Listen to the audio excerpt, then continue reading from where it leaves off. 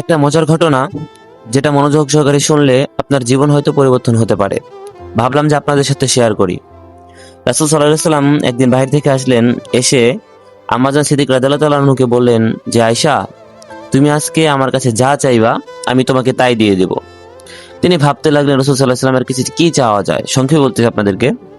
আবার এটাও ভাবতেছেন, আমি না জানি এমন কিছু জিনিস দিয়ে বসি, এমন কোনো কথা বলি যাতে রাসূল সাল্লাল্লাহু আলাইহি সাল্লামের কষ্ট পায়। তিনি বললেন যে, ইয়া রাসূলুল্লাহ, আমি কি কারো কাছ থেকে সাহায্য নিতে পারি? রাসূল সাল্লাল্লাহু আলাইহি সাল্লাম বললেন যে, হ্যাঁ, নিতে পারো। আম্মা জান আয়েশা সিদ্দিক রাদিয়াল্লাহু তাআলা আনহু অনুমতি নিয়ে বাবার কাছে চলে গেলেন, আবু বকর সিদ্দিক রাদিয়াল্লাহু তাআলা আনহুর কাছে। গিয়ে বললেন যে, রাসূল সাল্লাল্লাহু আলাইহি সাল্লামের কি এমন জিনিস চাওয়া যায় যেটা থেকে তিনি আমাকে দিতে চান এখন? আবু বকর সিদ্দিক রাদিয়াল্লাহু তাআলা আনহু বললেন যে, তুমি আল্লাহ রাসূল সাল্লাল্লাহু আলাইহি সাল্লামের কাছে এমন জিনিস চাও, তিনি মেরাজের দিনে, মেরাজের রাতে আল্লাহ পাক রব্বুল আলামিনের কাছে যাওয়া আসার মধ্যে কি এমন জিনিস আল্লাহ পাক রব্বুল আলামিন তাকে বলছে যা এখনো পর্যন্ত কোনো মানুষকে বলে নাই, এমন একটা কথা। চলে গেলেন রাসূল সাল্লাল্লাহু আলাইহি সাল্লামের কাছে, গিয়ে বললেন যে, ইয়া রাসূলুল্লাহ, মেরাজের রাতে এমন একটা গোপন কথা আপনি আমাকে বলেন যেটা এখন পর্যন্ত আপনি কাউকে বলেন নাই।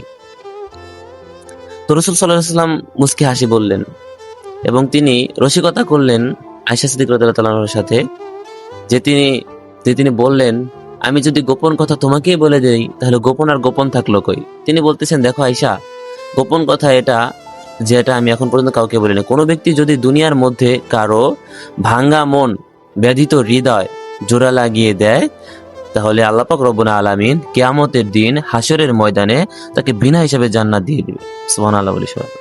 তো তিনি আবু বকর সিদ্দিক রাদিয়াল্লাহু তাআলা আনহু ওয়াদা নিয়েছিলেন যে কথাটা শুনেই তুমি আমার কাছে বলবা।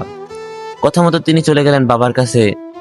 রাসূল সাল্লাল্লাহু আলাইহি সাল্লাম বলছেন, গোপন কথা হচ্ছে কেউ যদি ব্যথিত হৃদয়, কারো ভাঙা মন যদি জোড়া লাগিয়ে দেয়, কিয়ামতের দিন আল্লাহ পাক রব্বুল আলামিন তাকে বিনা হিসেবে জান্নাত দিয়ে দেবেন। একথা শুনেই আবু বকর সিদ্দিক রাদিয়াল্লাহু তাআলা আনহু কান্না করতে শুরু করলেন।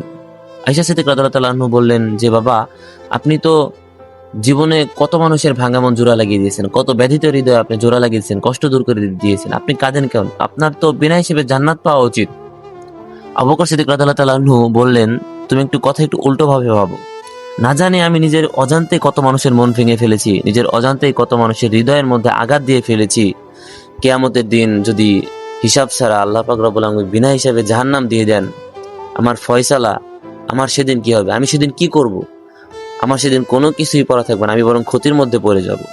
তো এই জন্য আল্লাহ পাক রব্বুল আলামিন বলেছেন এবং আল্লাহ রাসূল সাল্লাল্লাহু আলাইহি ওয়াসাল্লাম বলেছেন, দুনিয়ার মধ্যে তোমরা কারো মন নিয়ে খেলা করো না, কারো মন ভাঙো না, হৃদয়ের ব্যথা নিয়ে রসিকতা করো না। যতটুকু ব্যথা তার হৃদয়ে আছে ততটুকু মুছে ফেলার চেষ্টা করো।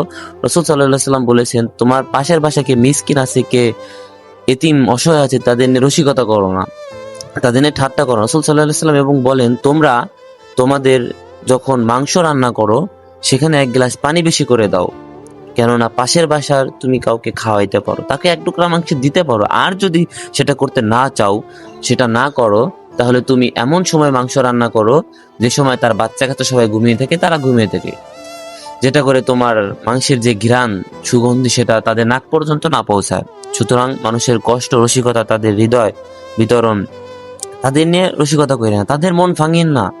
এমন হতে পারে তাদের হৃদয় ভাঙার কারণে কিয়ামতের দিন আল্লাহ পাক রব্বুল আলামিন বিনা হিসাবে জান্নাত দিতে পারে। নাউজুবিল্লাহ। যদি আপনি মানুষের মনগুলিকে জোড়া লাগিয়ে দেন, ব্যথিত হৃদয়কে আপনি কত কষ্ট থেকে মুক্ত করে দেন, তাদেরকে রসিকতা না করেন, হাসি ঠাট্টা না করেন, এমনও হতে পারে কিয়ামতের দিন আল্লাহ পাক সুসংবাদ, আল্লাহ পাক রব্বুল আলামিন আপনাকে বিনা হিসেবে জান্নাত দিতে পারে। এজন্য রাসূল সাল্লাল্লাহু আলাইহি ওয়াসাল্লাম বলেছেন যে, তোমরা মানুষের মন নিয়ে খেলো না, মানুষের মন ভাঙিও না, মানুষের হৃদয় ভাঙিও না, এই ভাঙা মনগুলো তোমরা জোড়া লাগিয়ে দাও।